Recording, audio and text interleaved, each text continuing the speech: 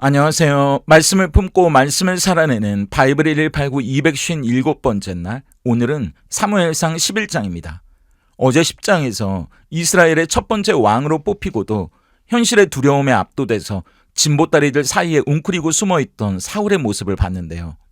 왕으로 뽑히기는 했지만 사울은 아직 백성들에게 실질적인 지도력을 인정받지 못한 상태였고요. 심지어 몇몇 사람들은 아예 그를 대놓고 무시하기까지 했죠. 그런데 오늘 11장에서는 이 소심했던 청년 사울이 어떻게 이스라엘을 구원하는 강력한 지도자로 우뚝 서게 되는지 그 극적인 반전을 보여줍니다. 먼저 1절부터 11절까지는 사울이 암몬 족속을 물리치는 이야기인데요. 요단강 동쪽에 위치한 길르앗 야베스에 큰 위기가 닥치면서 이야기가 시작됩니다. 암몬 사람 나하스가 군대를 이끌고 이스라엘을 쳐들어온 건데요. 이 나하스라는 이름은 뱀이라는 뜻이거든요. 성경에서 뱀은 끊임없이 하나님의 백성을 미혹하고 파괴하려 드는 사탄의 상징이잖아요. 그렇게 나하스의 침략을 받아 겁에 질린 길르앗 야베스 사람들은 싸워볼 생각조차 못하고 암몬 사람 나하스에게 스스로 노예가 되겠다고 조약을 맺자고 애원합니다. 그러자 나하스가 아주 끔찍하고 섬뜩한 조건을 내거는데 2절을 보세요. 암몬 사람 나하스가 그들에게 이르되 내가 너희 오른 눈을 다 빼야 너희와 언약을 맺으리라. 내가 온 이스라엘을 이같이 모욕하리라. 모욕하겠다고 말했는데 이건 진짜 모욕입니다. 고대 전쟁에서는 방패로 몸을 가리면 왼쪽 눈은 가려지게 되잖아요. 그럼 오른쪽 눈으로만 적을 보면서 싸우게 되는데 그 오른쪽 눈을 빼겠다는 건 이제 앞으로 싸워보겠다는 엄두도 내지 못하는 불구로 만들어버리겠다고? 그래서 영원히 자기네 암몬 족속의 노예로 살게 만들겠다는 모욕이었던 거죠. 수천 년 전의 뱀 나하스뿐만 아니라 지금도 뱀, 그 사탄은 모욕적으로 우리에게 다가옵니다. 영적인 오른쪽 눈 하나만 감으라고 말이죠. 어쨌든 이스라엘에게 이 소식이 전해지자 온 이스라엘 백성들은 절망하면서 소리 높여 울게 됩니다. 조약을 맺으면 모욕 가운데 이제 불구로 저 암몬의 노예가 되는 거고요. 또 조약을 맺지 않으면 꼼짝없이 전쟁 가운데 다 죽은 목숨이 되어버리는 거니까요. 선택지가 없는 겁니다. 바로 그때 밭에서 소를 몰고 돌아오던 사울이 이 소식을 듣게 됩니다. 왕으로 뽑힌 사람이 여전히 밭을 갈고 있던 초라한 현실이었지만 그 순간 사울 안에서 영적인 각성이 일어나는 거예요. 6절을 보세요. 사울이 이 말을 들을 때 하나님의 영에게 크게 감동되매 그의 노가 크게 일어나. 크게 감동되었다는 말은 뱀의 조롱 앞에 무기력하게 울고 있는 하나님의 백성을 보면서 느껴지는 하나님의 거룩한 분노가 하나님의 영으로 사울을 완전히 덮쳤다는 의미입니다. 하나님의 영, 성령에 감동된 사울은 이제 지체 없이 자기가 몰던 소를 잡아서 토막을 내요. 그리고 그 조각들을 이스라엘 전역으로 지파들에게 보내게 됩니다. 그런데 우린 사사기에서도 비슷한 장면을 봤잖아요. 이건 함께 전쟁에 나가자는 사인이거든요. 7절을 보세요. 한 결의의 소를 잡아 각을 뜨고 전령들의 손으로 그것을 이스라엘 모든 지역에 두루 보내어 이르되 누구든지 나와서 사울과 사무엘을 따르지 아니하면 그의 소들도 이와 같이 하리라 하였더니 여호와의 두려움이 백성에게 임함에 그들이 한 사람같이 나온지라. 누구든지 나와서 싸우지 않으면 이 소들처럼 찢어지게 될 거라는, 그러니까 목숨을 건 호출에 그동안 절망하고 낙심하면서 울고만 있던 이스라엘 백성에게 여호와의 두려움이 임합니다. 그러니까 무려 33만 명이 한 사람처럼 모여드는 거예요. 그리고 단숨에 암몬 군대를 완벽하게 격파하게 됩니다. 사탄은 이렇게 우리가 아예 싸울 의지 자체를 잃게 만드는 방법으로 찾아오는 것 같습니다. 나하스가 오른 눈을 빼겠다고 했던 건 다시는 저항할 엄두조차 내지 못하게 만들겠다는 전략이었잖아요. 오늘날 사탄도 마찬가지입니다. 딱 이거 하나만 타협하면 살려주겠다는 모욕적인 조건을 내밀면서 우리를 영적으로 무장해제시키고요. 방심하게 만들고요. 느슨하게 만드는 거죠. 하지만 그 조건을 받아들이는 순간 우린 영원히 세상의 노예로 살아가게 됩니다.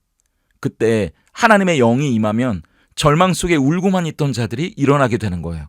밭을 갈던 초라한 사울이 하나님의 영에 감동되는 순간 그 안에 거룩한 분노가 일어났고요. 지체 없이 행동하지 않습니까?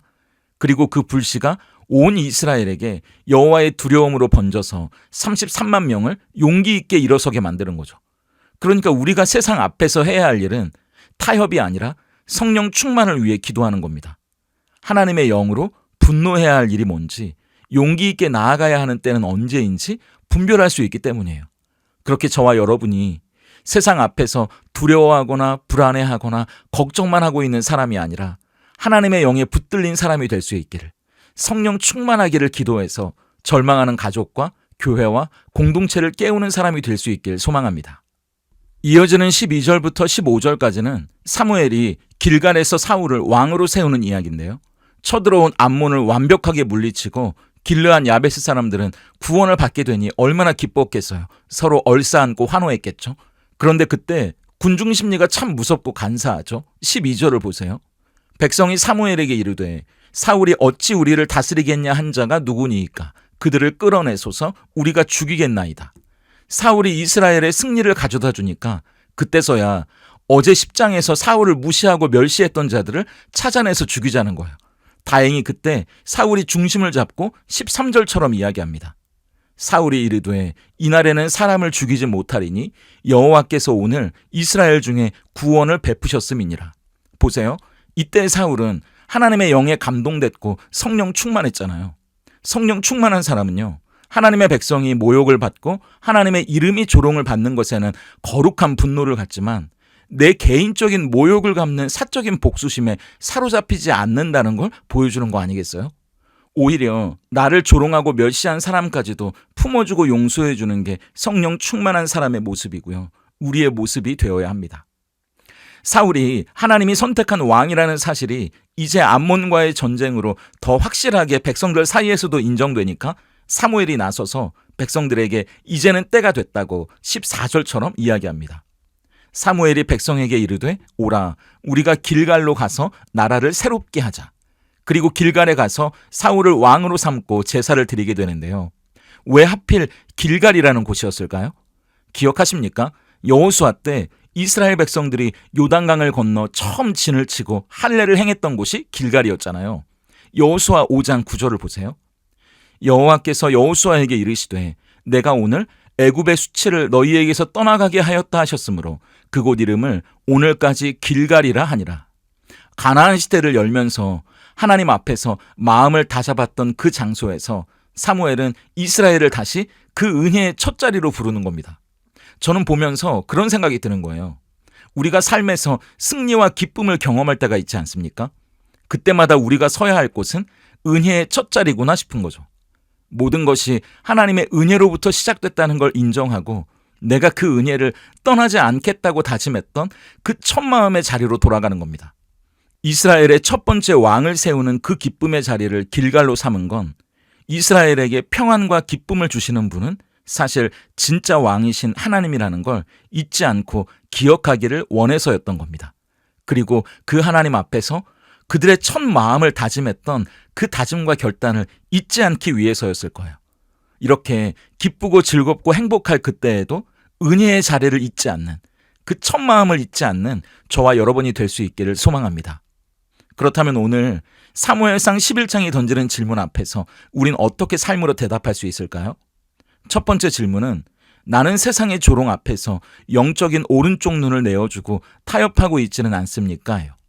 사탄은 처음부터 우리의 모든 것을 빼앗겠다고 덤비지 않습니다. 딱 이거 하나만 양보해라. 신앙의 눈 한쪽만 감으면 편안하게 살게 해주겠다면서 교묘하게 타협을 요구해 오는 거예요. 이 모욕적인 요구에 100개를 들고 있는 건 아닐까요? 하지만 영적인 시력을 잃는 순간 우리는 세상의 노예가 되고요. 더 이상 영적인 전쟁을 치를 엄두조차 내지 못하게 됩니다. 그러니까 세상이 우리를 무장해제시키려고 할 때 두려워하고 불안해하면서 울지 마시고요. 오히려 하나님의 영을 구하는 기도, 성령 충만해질 수 있기를 기도하면서 나아가야 합니다. 그렇게 성령 충만하게 세상의 타협을 단호히 거절하는 용기로 담대해질 때 그때 하나님이 우리를 도우실 겁니다.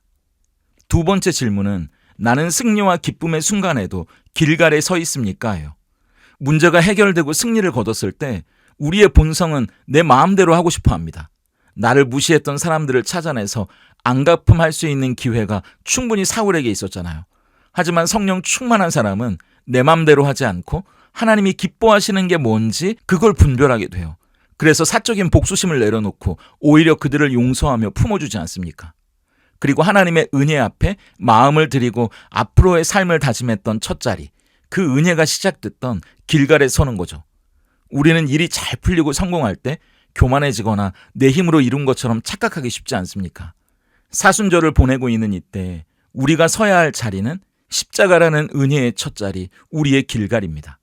오늘 우리가 누리는 이 모든 것을 주신 분은 나의 왕이신 예수님입니다. 그렇게 고백하는 그 첫 자리 말이죠. 오늘 하루도 성령 충만함으로 그리고 십자가의 은혜로 우리의 길갈을 지켜내는 그 첫 마음을 지켜내는 저와 여러분이 될 수 있길 소망합니다. 함께 기도하겠습니다.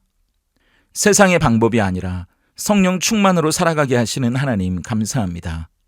오늘도 뱀과 같이 다가와 우리의 영적인 시력을 빼앗으려는 세상의 위협 앞에 섭니다. 그때 싸워볼 생각조차 하지 못하고 두려움에 떨며 적당한 타협으로 내 신앙의 오른쪽 눈을 내어주는 어리석음을 범하지 않게 하시옵소서. 당장의 편안함을 위해 세상의 노예가 되기를 자처하는 비겁함도 우리에겐 없게 하시옵소서. 오히려 그때 하나님의 영, 성령으로 충만해지기를 기도하는 무릎으로 나아가길 소망합니다. 하나님의 영을 우리에게 부어주셔서 절망하고 낙심하여 울고만 있는 것이 아니라 세상의 조롱에 당당히 맞서 싸우는 용기를 허락해 주시옵소서. 또한 승리와 기쁨의 순간을 맞이할 때에도 교만하거나 우쭐하지 않길 소망합니다. 나를 아프게 했던 자들을 향해 안갚음하는 옹졸함이 아니라 성령 충만함으로 넉넉히 품고 용서하게 하시옵소서. 또 작은 성공과 승리에 도취하여 교만해지지 않게 하셔서 은혜의 첫 자리인 길갈, 그 십자가 앞에 서서 우리의 진짜 왕이 누구인지 고백하게 하시옵소서. 기쁠 때나 두려울 때나 언제나 십자가의 은혜를 잊지 않고 살아가는 참된 백성 되기 원하올 때 예수님의 이름으로 기도드립니다. 아멘.